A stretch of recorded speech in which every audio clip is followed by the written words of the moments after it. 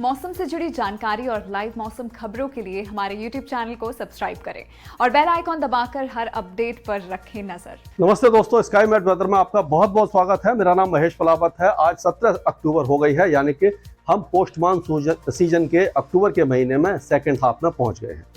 और अब ये जो सीजन होता है, दो सीजन होते हैं साइक्लोन बनने के समुद्रों में, यानी कि अरब सागर और बंगाल की खाड़ी में जो आपने देखा बनते हैं वो मार्च, अप्रैल, मई और जून में, यानी अप्रैल, मई और जून के मिड तक ज़्यादा बनते हैं।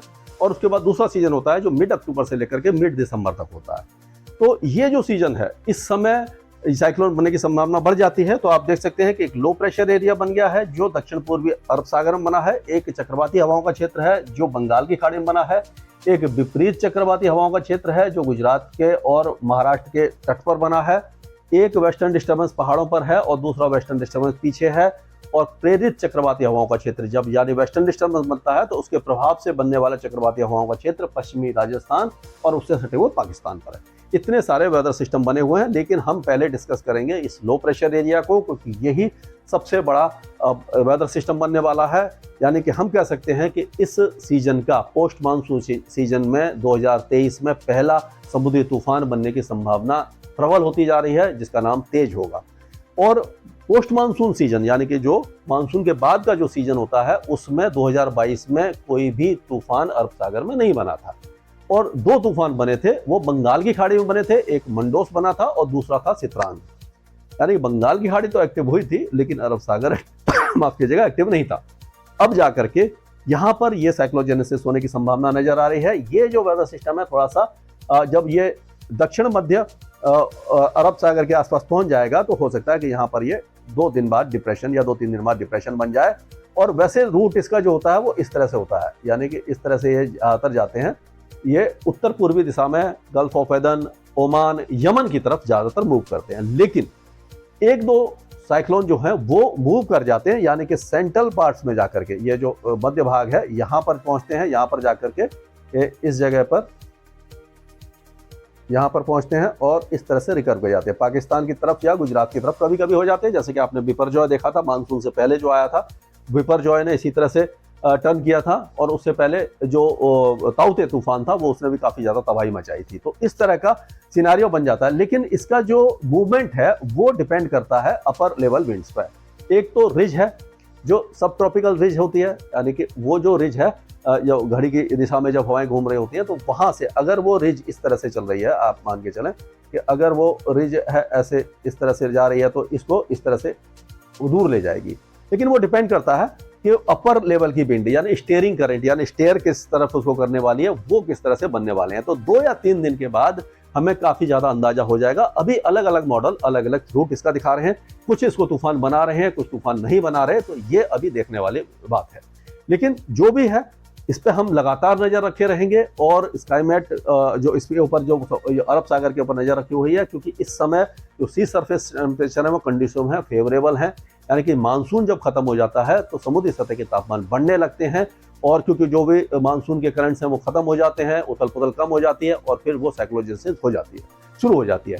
तो ये जब अगर बनता है, डिप्रेशन बनेगा, उसके बाद और ज़्यादा क्लियर हो जाएगा कि ये साइक्लोन बनेगा या नहीं बनेगा। और बनता भी है तो ये पाकिस्तान या गुजरात की तरफ जाएगा या ओमान या यमन की तरफ जाएगा। इसके ऊपर हम लगातार नज़र रखे रहेंगे और आपको अपडेट देते रहेंगे।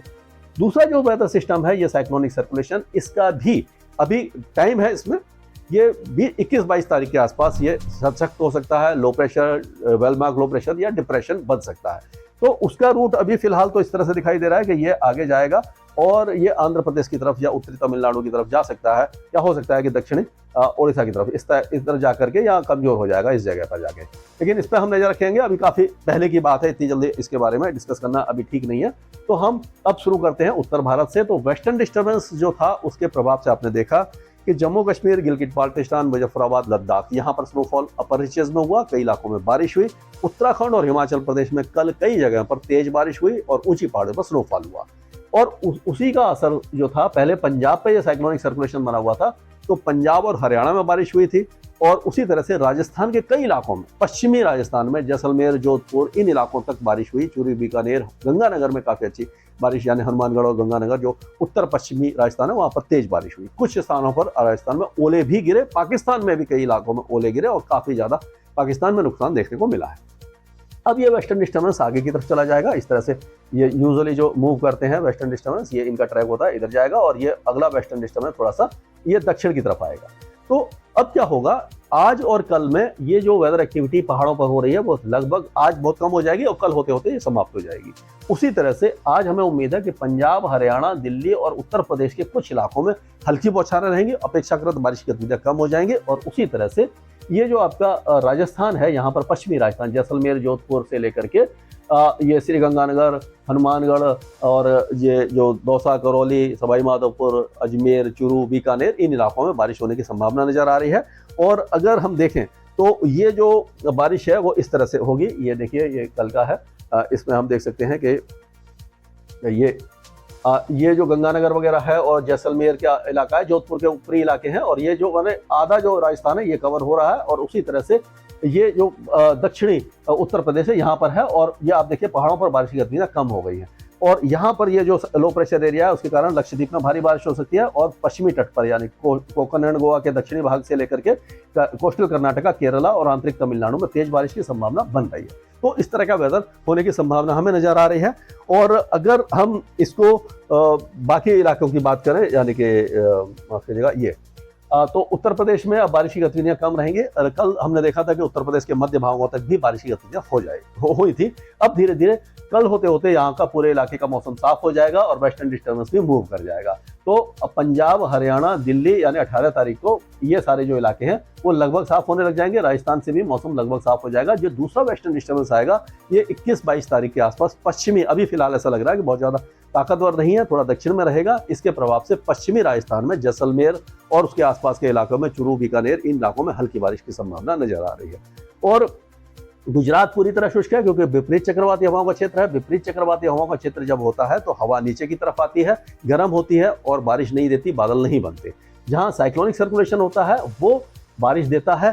जो मैंने हमारे मेरा जो चैनल है मौसम की पाठशाला स्काईमेट के साथ मिलकर बनाया है, उसमें मैं ये सारा चीज़ें मैंने एक्सप्लेन की हुई हैं कि लो प्रेशर कैसे बनता है, डिप्रेशन कैसे बनता है, साइक्लोन कैसे बनता है और बादल कैसे बनते हैं, बिजली कैसे गिरती है, क्यों चमकती है। ये सारे जो वेदर पैरामीटर है उसमें मैंने बनाया। उसका नाम थोड़ा चेंज करके मैंने महेश फलावत रख दिया। आप सब मुझे जानते हैं, इसीलिए मैंने सोचा कि चलो नाम चेंज कर देते हैं।